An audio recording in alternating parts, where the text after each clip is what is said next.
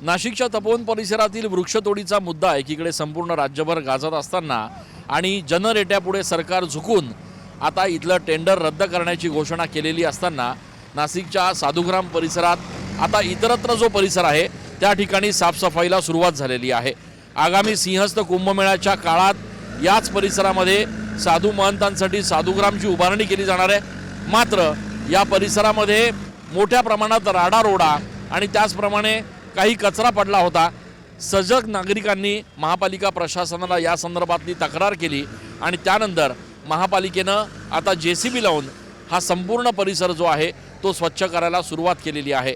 एक प्रकारे सिंहस्थ कुंभमेळ्याच्या कामांची ही सुरुवात म्हणावी लागेल, कारण याच संपूर्ण परिसराला स्वच्छ केल्यानंतर इथे या संपूर्ण भागामध्ये सिंहस्थ कुंभमेळ्याच्या निमित्ताने येणाऱ्या साधू महंतांसाठी राहुट्या म्हणा किंवा त्यांच्यासाठी जे टेंट आहेत ते या ठिकाणी उभारले जाणार आहेत।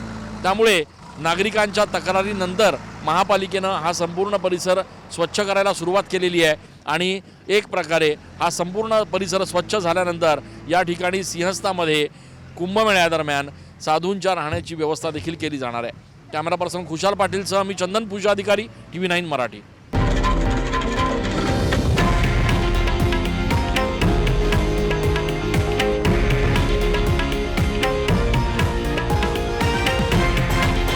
हे आहे देशातील नंबर 1 न्यूज नेटवर्क आणि आपण पाहत आहात TV9 मराठी, एकमेव।